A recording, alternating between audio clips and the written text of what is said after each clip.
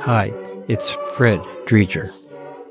After reading Letters to My Grandchildren, written by our Uncle Yash, a decision was made to create an audio version of those letters.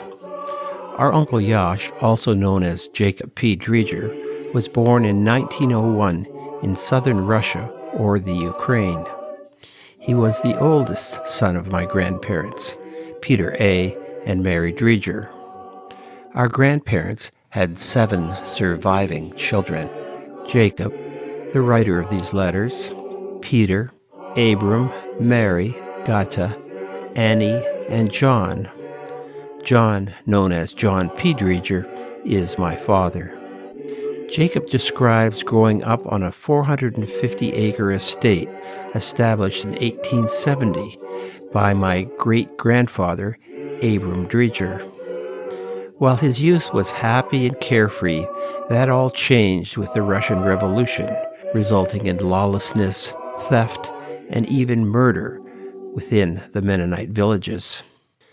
After surviving a famine and continued violence, my grandfather, Peter A. Driedger, made the decision to leave everything and emigrate to Canada. Uncle Yash was 23 years old. Much later, he passed on this story by writing Letters to My Grandchildren. The narrator is Janice Funk, my sister and niece of the writer. Some of the background music is that of the radio choir. While these letters are an important part of our history, we recognize that many other families have a similar story. We would encourage you to share them as well. And now, Letters to My Grandchildren, Part 1, by Jacob P. Driedger.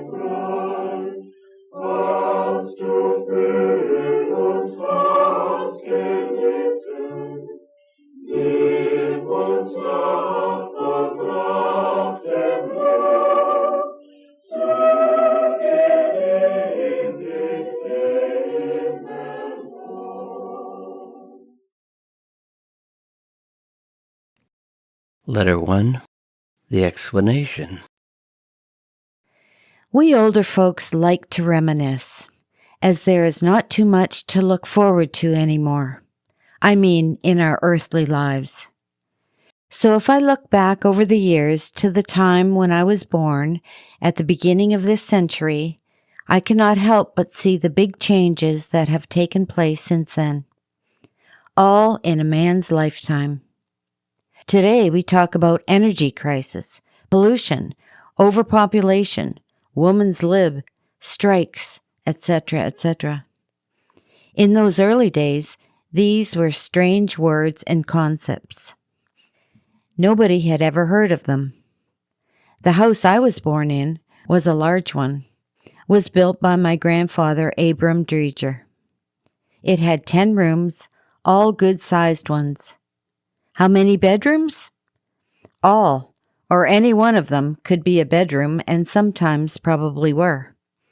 The definitions as to what is a bedroom, or a dining room, a living room, etc., were not quite so exact as they are today.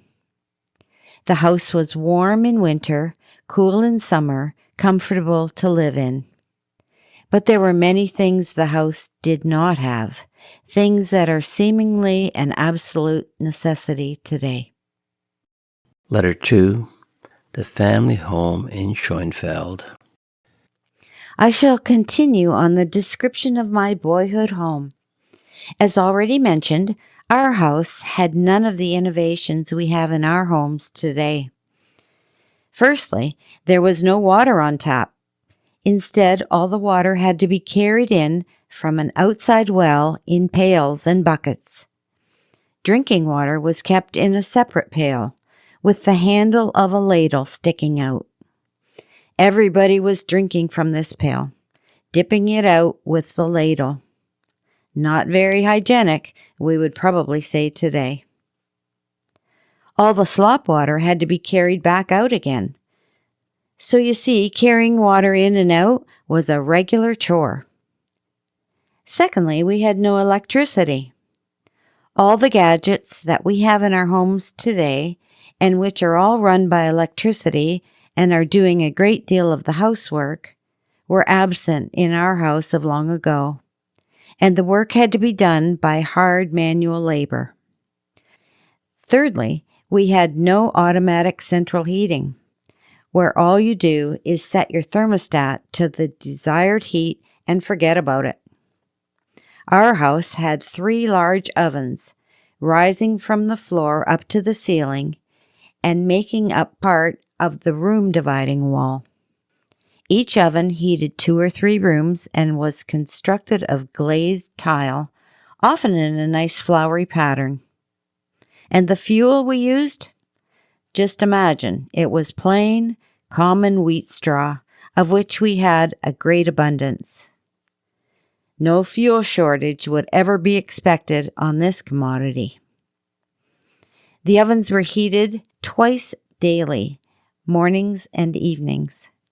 A certain amount of straw was brought into the kitchen each night. Half of it was burned in the ovens, and the other half made up into a bed for the 3 or so maids to sleep on. In the morning, the blankets and pillows would be taken down, and the straw or bed, if you wish, offered to the ovens as a sacrifice. So the girls had a new bed of sweet-smelling straw every night. And good night to you, too. Letter 3. About the household and farmyard. And now we shall continue with our story. Much more could be said about the house, its furnishings, its decor. Most of all the furniture was made by Mennonite craftsmen. It was of long-lasting quality, very durable, and lasted from generation to generation. There were no so-called easy chairs and sofas with rich-looking upholstery. Everything was very plain. Wooden floors were repainted at regular intervals, the walls whitewashed yearly. The portraits of reigning Tsar and Tsarina hung on one wall, Menno Simons on the other. 3 rooms each had a clock, 2 of which were also made in a Mennonite shop. This may all sound a bit drab, but you mustn't think that it in any way made us feel poor, and there were those many homey touches everywhere that our mother, a very good housekeeper, would provide. Connected to the house via the summer kitchen at a 90-degree angle were the stables, built large enough to house about 24 horses, 12 cows, some calves and fillies. At one end, a room for the stable boys to sleep and keep their gear in. You may wonder why so many horses. Well, you must know there were no tractors invented as yet, and it took a lot of horsepower to work all the land. Every year, 4 to 6 fillies were born and raised to replace the older horses. Besides the horses, 3 to 5 pairs of oxen were kept in another barn to supplement the horsepower. In later years, my father bought a big motor to run the threshing machine, and the oxen were no longer needed and consequently sold. Up to then, the threshing machine, too, was operated by 10 horses. This, by the way, was the most wearisome work for the poor horses to do. They were hitched in pairs to a contraption that made them go round and round in a 30-foot circle all day. It was certainly a great relief for the horses when this could finally be done by engine power. Yes, those horses, how we loved them, especially the young fillies, seeing them grow up, breaking them into the saddle, then later to the harness. Of so many, I still remember the names and their peculiarities. Each horse had his individuality, same as people.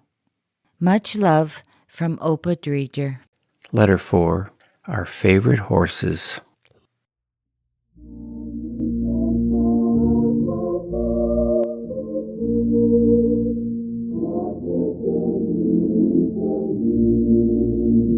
Since we were on the topic of horses, I thought I would tell you one more story about a horse that my father had bought especially for me when I was 13 years old. He was neither a pony, nor was he a full-grown horse, but rather mid-size. He was of a mouse gray color and had a white star on his forehead. His tail, too, was cut above his knees. This made him rather sporty looking. He had a very good disposition, and we soon became good friends. He knew my step whenever I would come close to his stall, and he would turn his head and ears looking for a tidbit, a handful of oats, or a carrot or something. I could not bring him a piece of sugar, as Mother kept that hidden away. His name was Malchik, which translated would mean little boy. There was, of course, a bridle and a saddle for him, too. He was a very good riding horse, and we had many good times together. One year, the school I was going to had to be closed because of World War I. Most of the teachers were drafted into the army. And rather than to have me be idle, my father engaged a tutor for me to further my education. He was teaching school in the daytime, and so I had to take my lessons after school, which in the wintertime was soon after dark. I used Malchik to take me to and from these lessons. On the way up, already daylight was almost gone, and coming back, it was almost pitch black. I could not even see Malchik's ears, and I had to depend wholly on him to bring me safely home. It was misty, and the dirt road after some heavy rains was muddy. I was not sure whether I was still on the road or somewhere in the fields. Finally, I saw a light blinking in the distance. I held towards it and could soon turn into our yard. The light I had seen was a lantern my mother had hung up in the gable window of the house for me to see and to guide me home. I rode up to the summer kitchen door. One of the maids opened it, and I rode right into the summer kitchen, where I dismounted and led Malchik into his stall. We were both glad to be home again. In later years, Malchik, as most of our horses, was taken by the bandits and probably ridden to death. Love from P Driedger. Letter 5. The dogs. I've been telling you about horses in the last 2 letters. Today I would like to tell you about our dogs. And we had many of them when I was a small lad. They were all sizes and colors and breeds. There were the big ones about 2.5 feet high. They were very good watchdogs, and no stranger could enter on the premises without them noticing it and making a big racket. We had about 4 of them. Then there were the mid-sized ones. I remember one especially. He was black with a white collar around his neck and white feet. Through an accident, he had lost his tail, and there was just a little stub left. It looked quite peculiar when he wanted to be friendly and wag his tail, and there was just that little stub wiggling. His name was Sharik, and we children had much fun with him. Then there were the small doggies. They had house privileges, summer and winter. Among these, there was the one that I will never forget. It was a cream-colored female dog, a very friendly and attractive animal. In winter, she slept on a low bench by the oven. She liked to be cuddled and fussed over. Sometimes she had puppies, and were they ever cute? Her name was Damka, which translates as Mademoiselle. It's her tragic death that makes me remember her so well. It was haying time, and Damka was running just ahead of the machine, hunting for partridges, when all of a sudden, the machine caught up with her and cut all 4 of her legs off. I will never forget the look in her brown eyes when she lay there, bleeding and helpless. There was no saving her. She had to be shot. Love, your grandpa.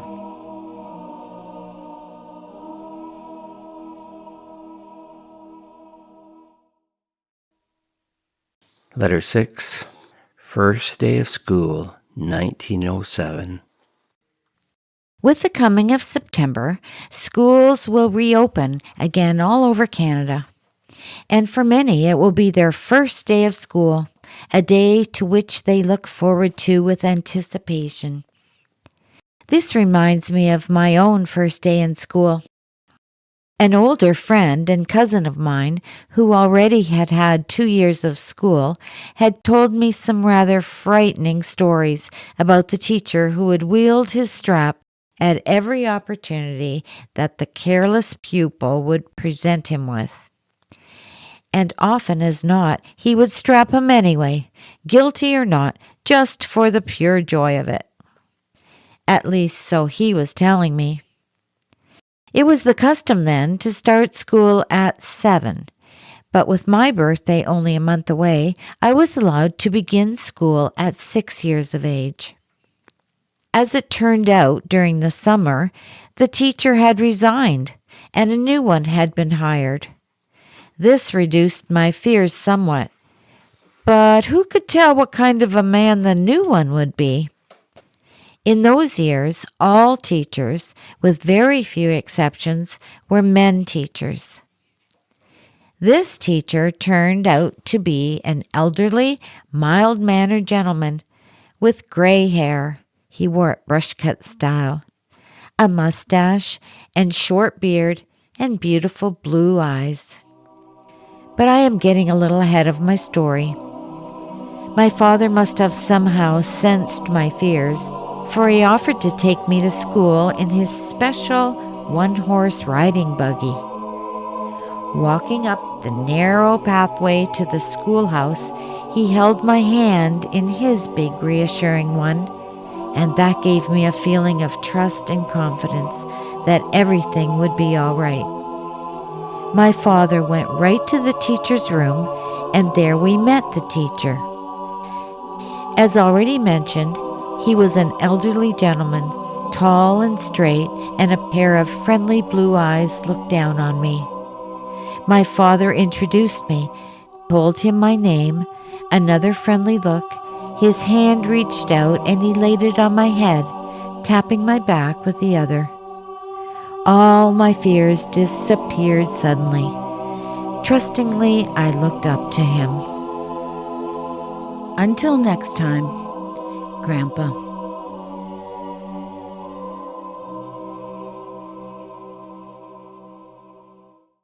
Letter 7. Early school days. As promised, we'll continue with the story of my first school day and further. After my introduction to the new teacher in his room, he led me into the classroom where I met my only classmate, Frank Friesen, a very blond, freckle-faced boy, a little older than me. There were only 2 beginners that year, and we soon became good friends. I looked around and saw a big room full of children, all shapes and sizes. There were only a few that I knew, among them my cousin. Everything was new to me. The teacher spoke what seemed to me to be a foreign language. I could speak only Plattdeutsch and Ukrainian. The teacher called the class to order. We all stood and sang a hymn, a chorale.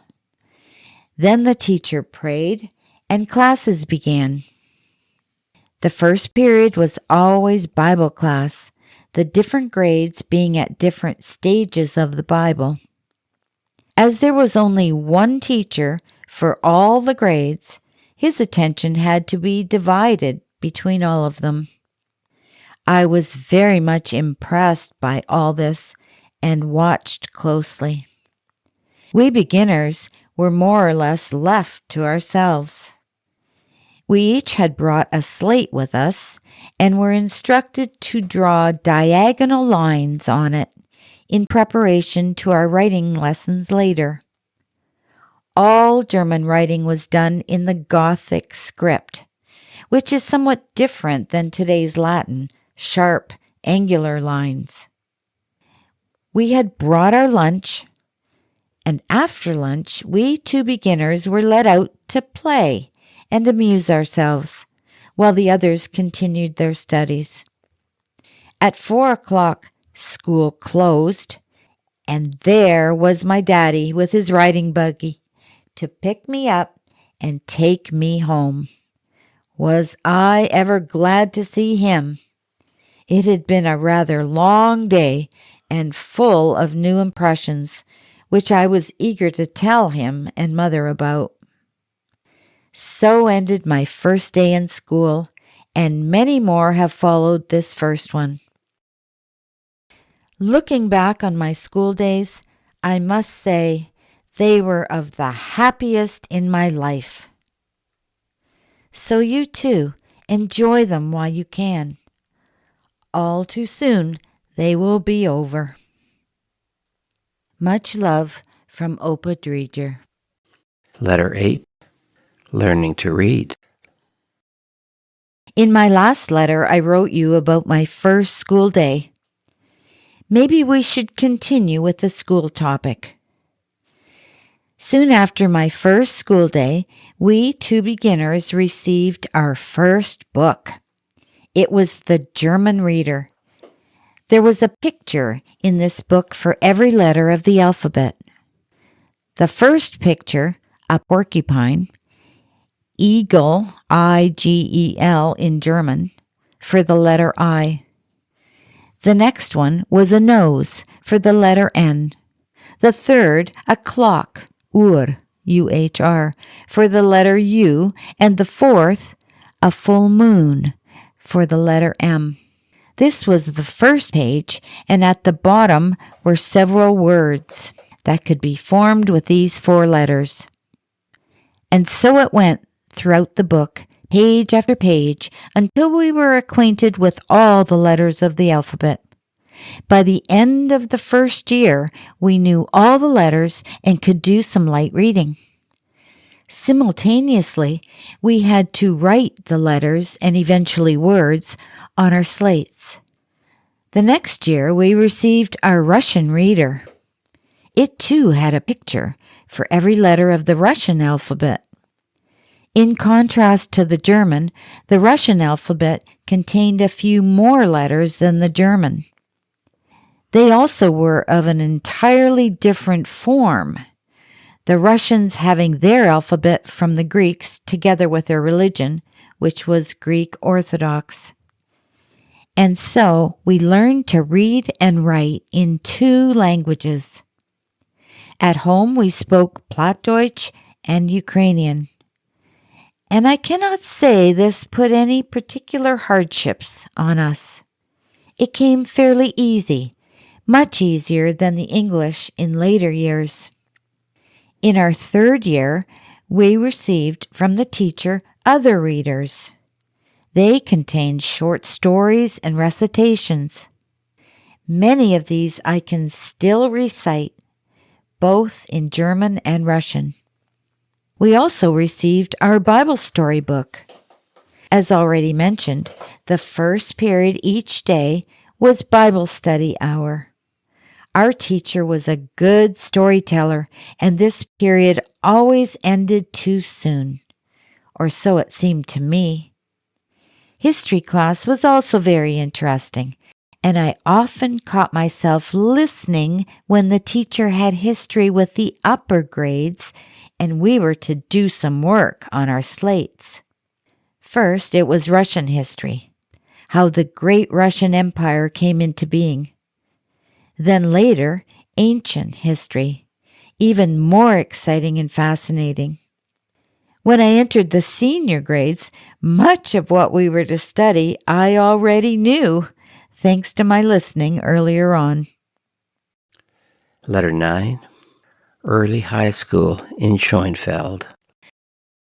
I think I shall continue with the school topic. After finishing the elementary school, my parents enrolled me in a secondary school. This was a 4-year high school with 4 teachers supervising. One of the teachers, G.P. Schroeder, is still alive and lives in Lodi, California.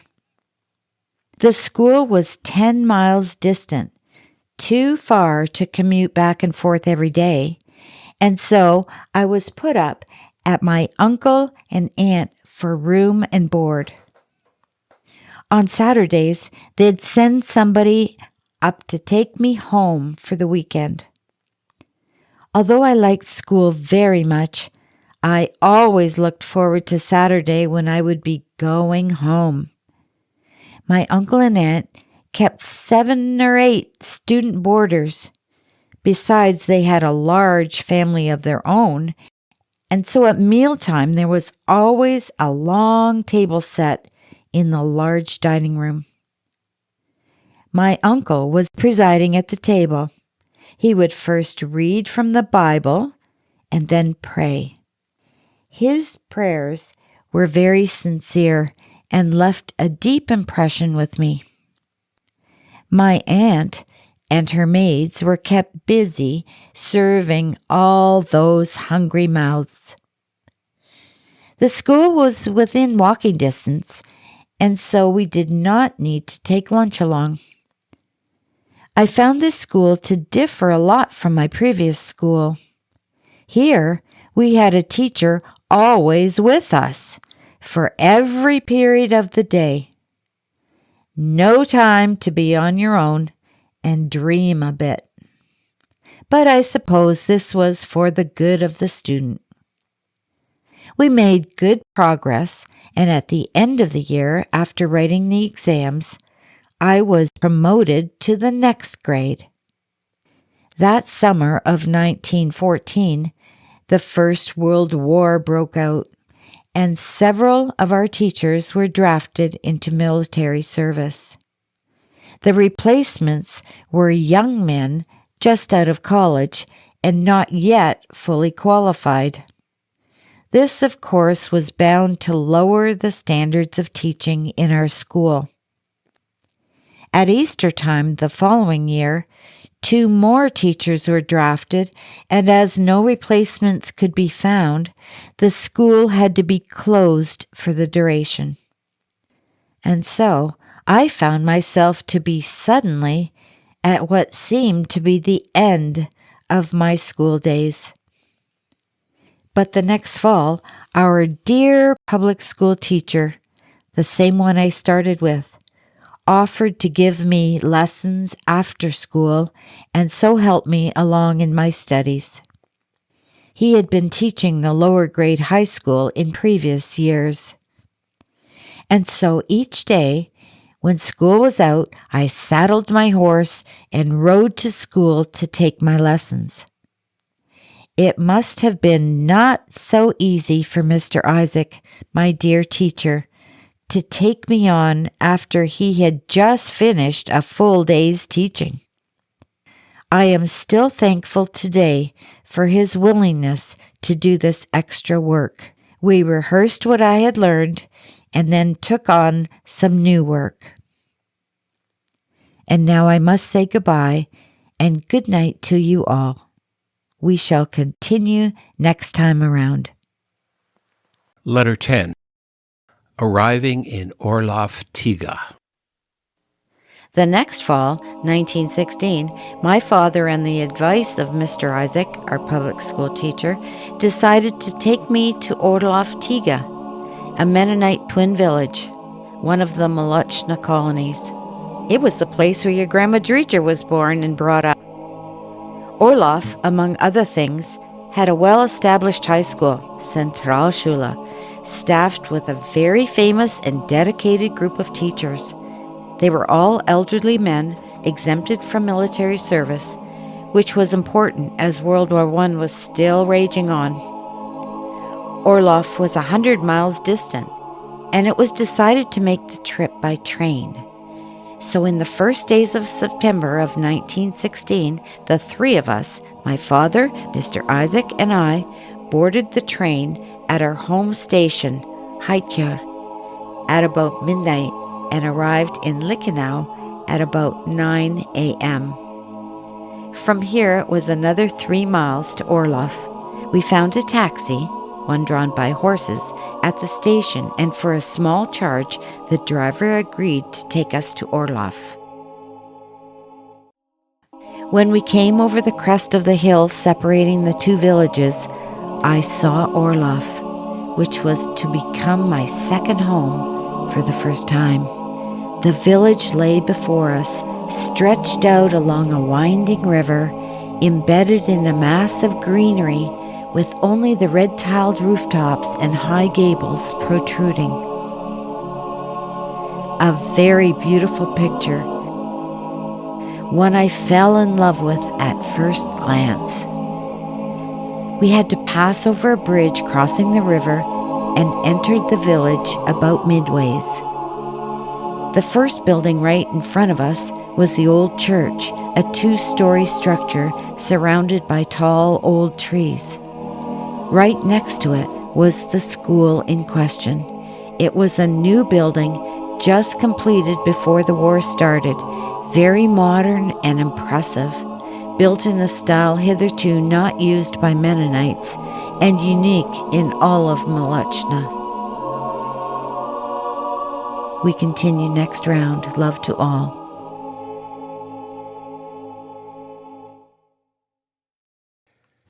Letter 11. Description of Ohrloff, Tiga. This twin village, called Tiga Ohrloff with a hyphen, was seen to be a model for other Machno colonies.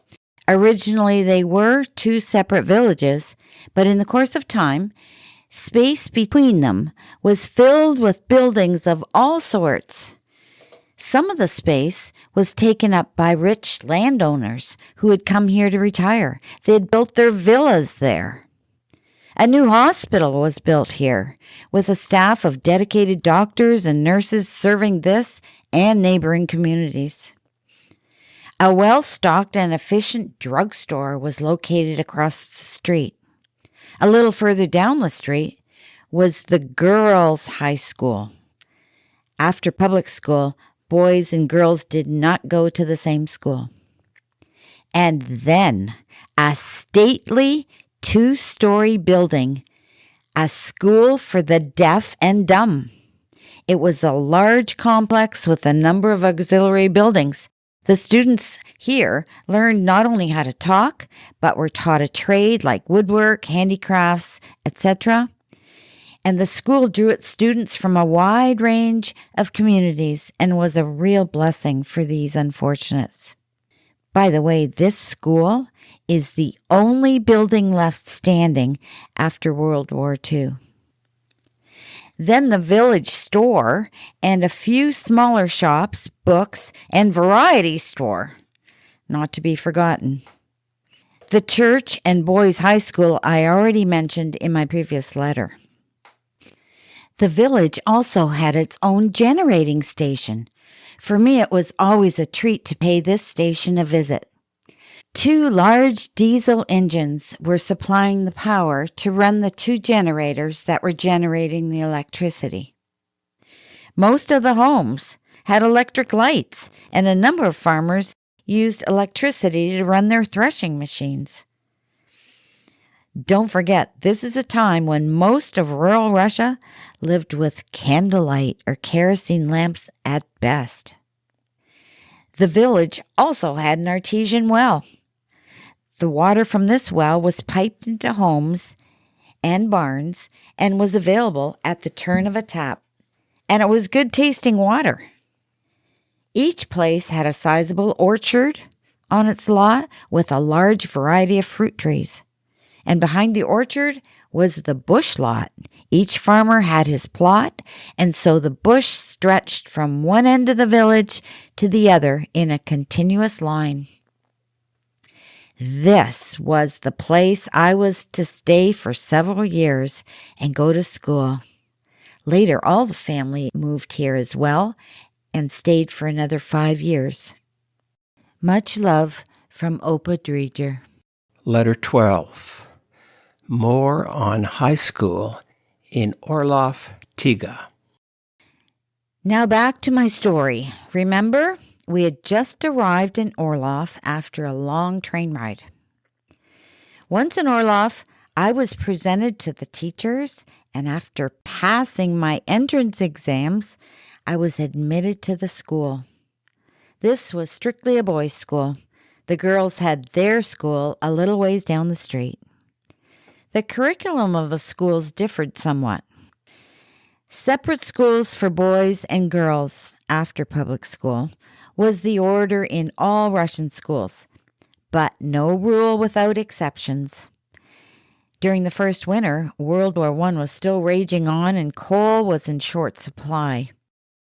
The boards of the 2 schools decided, in order to save precious fuel, to move the 2 schools into one building, but to still hold classes separate, the girls in the forenoon and the boys in the afternoon, the change to be made during the lunch hour.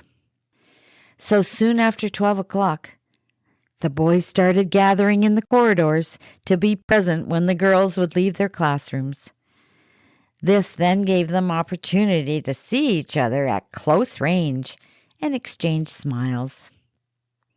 Later, when we occupied the same seats, notes were found and again left when school was out. Some quite amusing and sometimes romantic incidents developed out of this arrangement. But now back to my story. A boarding place had to be found, as I was not expected to come home before Christmas. Such a place was found with an elderly couple. They already had taken on 2 boys, and I was now the 3rd. Their daughter, her husband in military service, stayed with them, helping with meals and general housework. This done, Father took me to the variety store and bought me a new watch. It cost 15 rubles. I was quite pleased. The next morning, Father and Mr. Isaac left for home, leaving me behind for the first time, for so long a time, amid strange people. I was not yet 15 then. Until next time, Grandpa. Letter 13. Schoolmates and teachers. It was not too long before I made friends among my classmates. There was one especially that I was attracted to. His name was Victor Emmanuel Pitskow, a strong, broad-shouldered fellow. He was the son of a large landowner in the Crimea, a beautiful peninsula between the Black and the Azov Sea. By choosing him for a friend, I made sure that I'd not be molested by any of the school's rowdies. Victor and I occupied the same double desk in class, and our friendship lasted until the end of my school days. Our teachers were all elderly men, way past military service age, which was good, as we were still in the midst of World War I, and so there would be no chance of them being drafted into the army. Many schools had to be closed because of the teacher shortage. I think of my teachers rather fondly. They were all good and very dedicated men, and I owe them a lot. I made good progress in school and soon felt quite at home in my new surroundings. Not that I didn't feel a bit homesick at times, but this was offset to a large extent by lively letter exchange from home. In the off-school hours, there were other activities. Ohrloff had a large forest. It was well managed and a path wound through it from end to end. It was very beautiful there in the fall and spring, and we students spent many happy hours in it. At the far end of the forest was the well-kept cemetery with an olive tree hedge around it, evergreens and bushes between the graves and tombstones. One especially sticks in my head, the high-rising column of Johann Cornys, the famous organizer and co-founder of the Machno colonies. He had died at a fairly young age and had accomplished such a great deal. To signify that his work was not completed, his column looked as if it had been broken off at the top. Much love from P Driedger. Letter 14. The Demise of Ohrloff Tiga. Yes, my years in Ohrloff bring back many fond memories of those carefree days of my youth. Of the many friends, only a few are left that I am still in closer contact with. Most of them are no longer with us. They have completed their journey here on earth. It's interesting now to trace back their lives and to see how those different characters developed and how they ended up. Many of the dreams and ambitions of our youth never realized. War and the revolution put our lives on a different course than we had ever thought possible. The storm of the revolution put everything upside down. The people that we loved were scattered in all directions over the globe of the earth. The beautiful village of Ohrloff Tiga is no more. The village that our forefathers built and cherished, the churches, the schools, hospitals, orchards, forests, everything gone, and what there is now in its place is of no comparison to the original. My last school year fell in the year 1918. It marked the end of World War I. It also marked the year of the German occupation of the Ukraine. Although Germany was Russia's adversary in the war, its occupation of Ukraine proved very beneficial to us, as it freed us from the Bolshevik terror for a period of about 7 months. Prior to their coming, in February and March, the Mennonite colonies endured a time of utter lawlessness, of plunder and murder, hitherto not seen in the colonies. I left school and went home to my parents for about 6 weeks. When the German army set up law and order again, I returned in order to make my exams and graduate. My class had already finished and left, but the teachers made an exception. They let me prepare for my exams. I had 2 short weeks in which to catch up in law studies and then was admitted to do the exams. I made it with honors, and after a wonderful May Day celebration with the rest of the school, I returned home again. Love, P Driedger.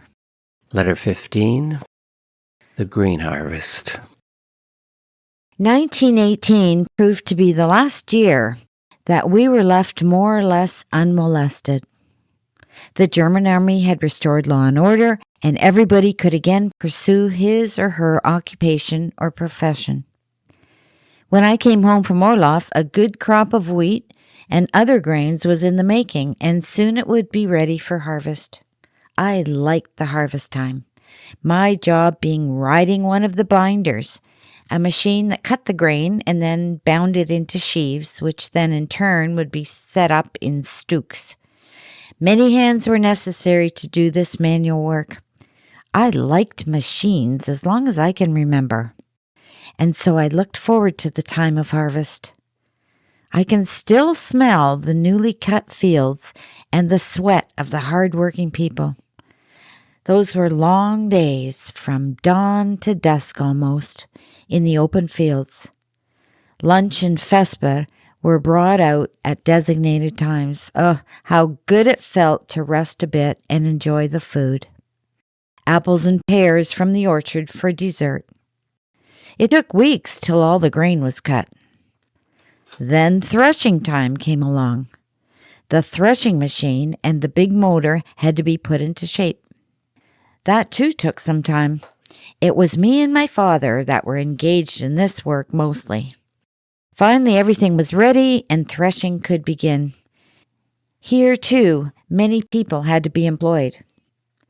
The threshing machine separated the sheaves into 3 parts: the grain, the straw, and the chaff.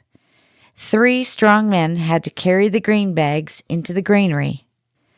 The chaff, it was used for food for the cattle and horses. This had to be gathered into big blankets and then carried high into the barn. Women had to do this laborious work. It was pitiful. Then there was the straw to be taken care of. It was gathered in big nets and drawn to and up the big straw stacks. Many people had to do this hard work. How much simpler it is today when one man can do the whole operation with a combine. Maybe that's the reason for the many unemployed. Love, P Driedger. Letter 16. The Arrival of Machno.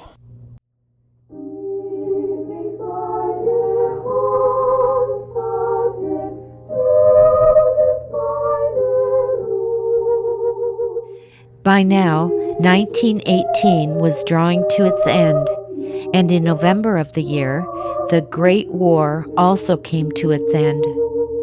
Germany, totally exhausted, had lost the war, and the Allies were getting ready to divide up the spoils. The German occupation forces had to leave the Ukraine now, leaving us to the free will of the marauding bandits.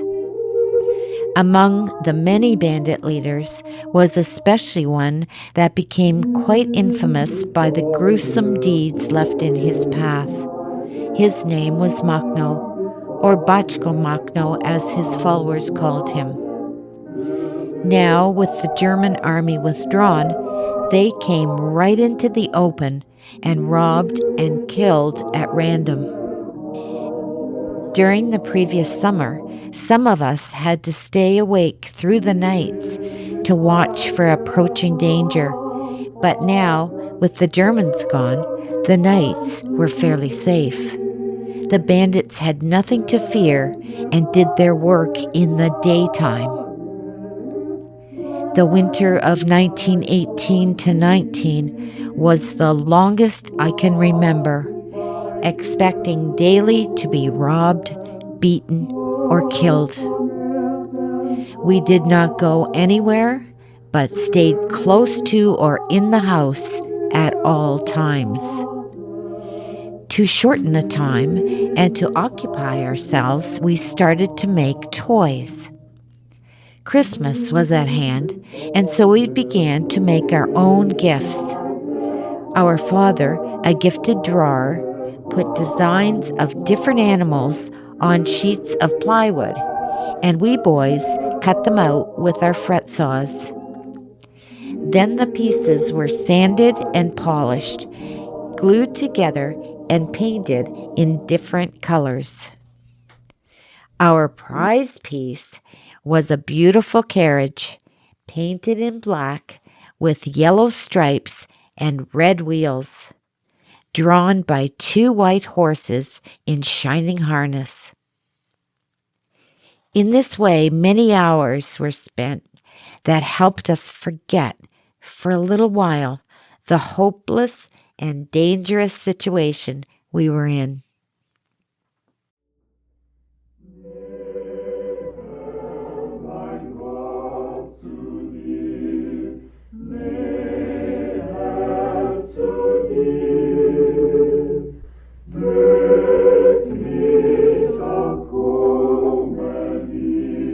Letter 17, Calming the Terrorists. The winter of 1918 to 19, as I've already mentioned previously, was the longest and hardest to bear that I can remember, with almost daily visits from the marauding bandits. Often we came very close to being murdered. Each time, through some insignificant circumstance, we were saved. We knew it was God's grace and leading. One day, 4 heavily armed men burst into the house and demanded a good meal. Mother and her maids hurried off into the kitchen to prepare what they had ordered. My father and I were left in the room with the 4 bandits. Their dark eyes and facial expressions did not foretell anything good. Later, we learned from friends that they had come to kill our father. An organ was in the room. When they noticed it, they wanted music. I, being the only one who could play, sat down and started playing. Hymns, dances, whatever came to my mind. More, more, they cried, whenever I hesitated. And wonder of wonders, their faces cleared up. They started talking, and the whole dismal atmosphere became friendlier. Meanwhile, a delicious meal was prepared and brought in. The 4 of them sat down to eat, while I was encouraged to keep on playing. And the more they ate and the more I played, the more they changed to ordinary, likable people. When they were finally finished, they got up from the table, thanked us for the meal and the music, and went out to drive away. We looked at each other in amazement and thanked our God for delivering us from something that could have ended in some violent debacle. This time we were saved. But hardly a day went by that we did not hear of some gruesome murders and violence. A time of no law, no government, and no authority to turn to.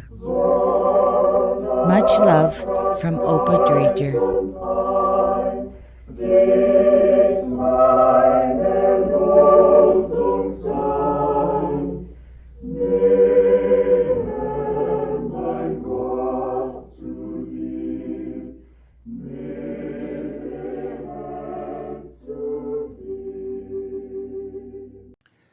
Letter 18, A Brief Reprieve. In April of 1919, the so-called White Army, under the command of General Denikin, finally made its appearance from the south and freed us from the yoke of the Reds and the bandits. Some of the bandits, however, that weren't caught, went into hiding and continued their work from there, mostly at nights. Many a night my father and I sat up watching and listening to every sound. We were spared those nightly visits, but many of our neighbors were robbed, beaten, and some murdered. The newly installed police could not handle the many cases and was too weak. When spring came, we tried to put as much crop in as we could, with the few horses and implements they had left us, and with what seed we had. A good part of our land was given to the surrounding peasants, and was seeded by them before the White Army came. We were supposed to have it back again, but we didn't care too much either, as nobody was sure as to whether or not the whites would be able to secure their hold on the country. And if they didn't, it would be much better and wiser if we would leave things as they were and not aggravate the people. We had a fair crop that summer and were able to take it off and store it in our barns with the help of hired help. As the summer drew to a close and the unrest and robberies wouldn't diminish, our parents made up their minds not to spend another winter in this bandit-infested region, but to rather move into one of the Mennonite villages, where was more protection and where it was much safer. Father was successful in securing a Russian family to move into part of our house and to sharecrop the land and livestock. He was a good man that had worked for us for several years already. It was not easy for our parents to leave everything and go. Much love from P Driedger.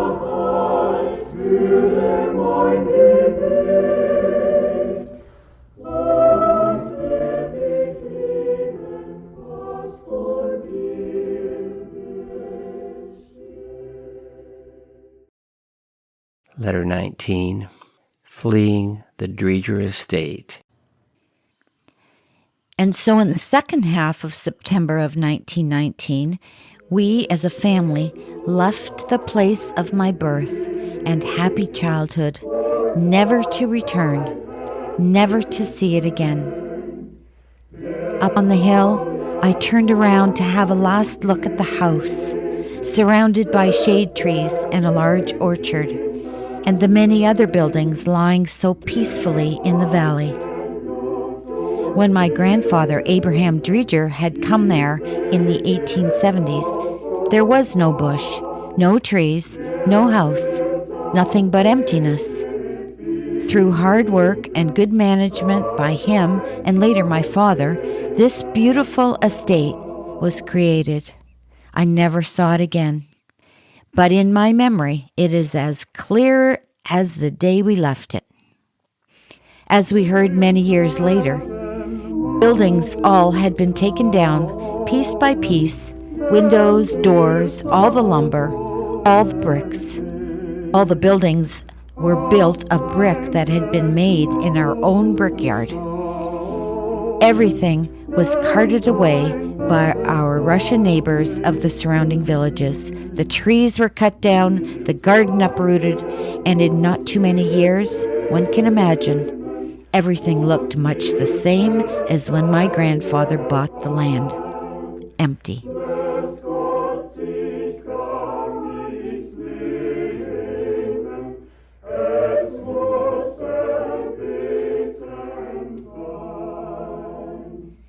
It took us about 2 days before we reached our new destination, the colony of Ohrloff. The place my father had rented seemed rather small after the large and roomy accommodations we had left behind. We brought 4 horses, 4 cows, some pigs and chickens, beside all the house articles. The owner, who had reserved for himself a couple of rooms and also some barn and stable room, stood wide-eyed at the gate when we pulled in with all our stuff. We filled the house and barn to bursting, and I think he was deadly afraid that we might crowd him out altogether. So it wasn't too long before relations between us began to deteriorate, and we began looking for something more suitable. But to find something was easier said than done. Due to so many refugees leaving their homes and looking for accommodations in the villages, housing was at a premium. Then at that point, a terrible happening came to our rescue, of which I'll tell you next time around. Much love to you all from Grandpa. This concludes part 1 of Letters to My Grandchildren.